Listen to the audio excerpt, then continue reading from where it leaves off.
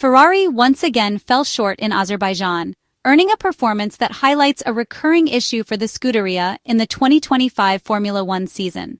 This is a score that in the context of Formula One would be considered insufficient, and unfortunately, it is a type of result that Ferrari has experienced too often in recent races. The Azerbaijan Grand Prix served as yet another clear reminder that the SF-25 is a car that remains particularly difficult to understand for engineers and drivers alike, and even more challenging to make perform consistently at a high level under varying race conditions.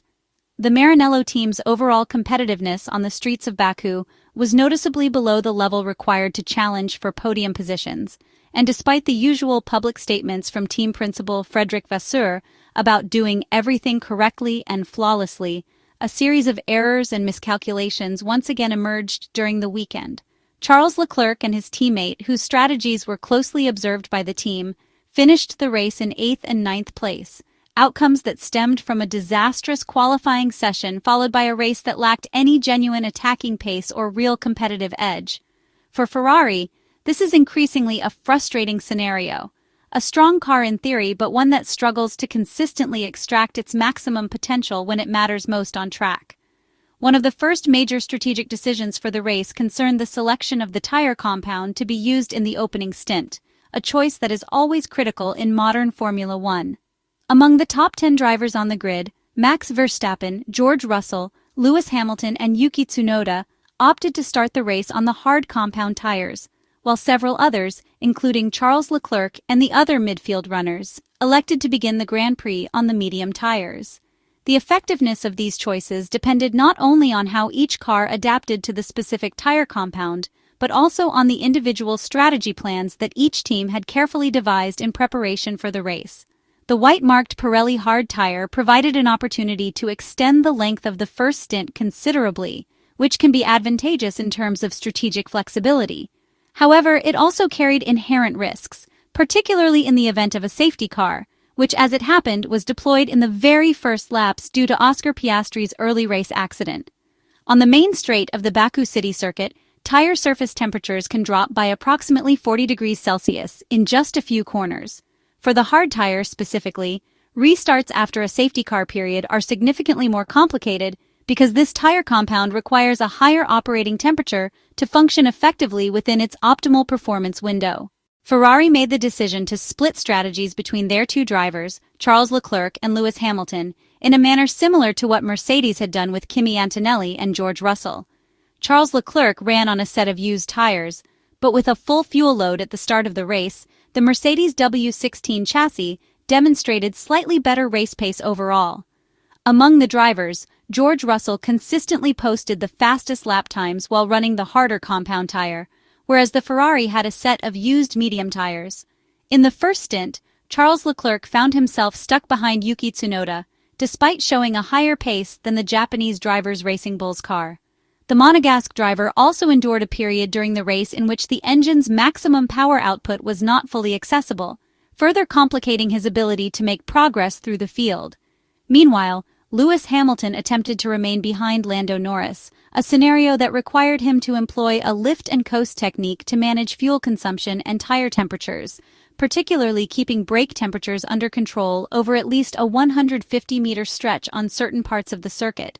Antonelli was the first driver to make a pit stop, in a move aimed at executing an overcut on Liam Lawson's Racing Bull's car, who was running ahead at the time.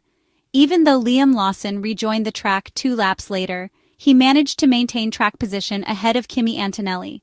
Charles Leclerc pitted a lap after Antonelli, specifically on lap 20, in a strategic maneuver designed both to unlock his race progress and to protect his position from Lando Norris, who had discussed the potential of an undercut attempt on the Monegasque driver over the team radio. That undercut strategy ultimately never materialized, because the MCL-39 driven by Lando Norris would have ended up behind Fernando Alonso and Gabriel Bortoleto, suggesting that the tactical approach would not have been successful. Ferrari's pit wall also could not afford to attempt an undercut on Lando Norris, who was running on the hard tire and following a strategy aimed at staying out longer. Attempting to pit earlier in such conditions would have been counterproductive and inconsistent with the strategic logic dictated by tire performance windows and fuel management.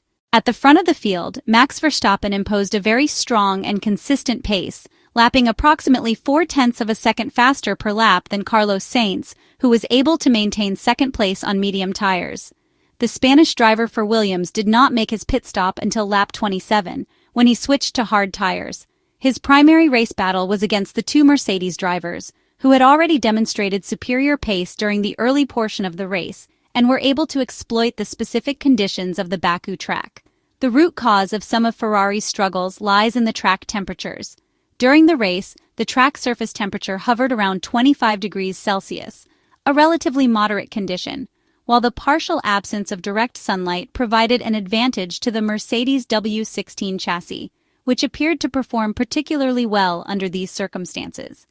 On hard tires, George Russell was able to extend his stint significantly, creating a gap large enough to pit effectively without losing track position to Carlos Sainz. When the pit stops were executed, the strategy paid off, allowing the English driver to overtake the Williams car number 55 and gain a crucial position. There were also notable examples where the overcut strategy failed entirely. On a one-stop strategy while running medium tires, Lando Norris attempted to extend his stint as long as possible in the hopes of overcutting multiple drivers ahead. However, his average lap pace was not significantly faster than that of Liam Lawson or Charles Leclerc, reducing the effectiveness of this approach. On lap 38, Lando Norris made his pit stop, which under normal circumstances could have been executed successfully. Unfortunately for the British driver, a wheel gun issue during the pit stop caused the right front tire to become temporarily stuck, delaying his departure from the pit lane and ultimately preventing him from emerging ahead of either of the competing drivers. In any case, Lando Norris's re-entry position would have been uncertain regardless, illustrating how small operational errors can have a disproportionate impact on race outcomes.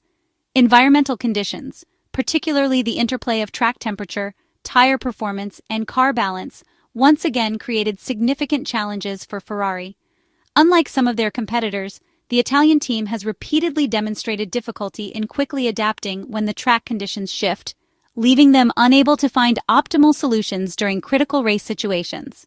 Overall, the Azerbaijan Grand Prix highlighted that Ferrari's SF-25, while theoretically competitive, continues to be a car that presents considerable challenges for both drivers and the Maranello engineers.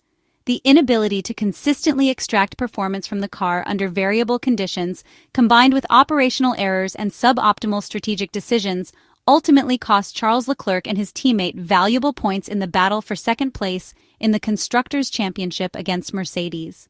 The race underscored once again the ongoing struggle of Ferrari in the 2025 Formula One season to convert theoretical performance potential into tangible results on the track, emphasizing the importance of improving adaptability, strategic execution, and understanding of tire behavior for the remainder of the season.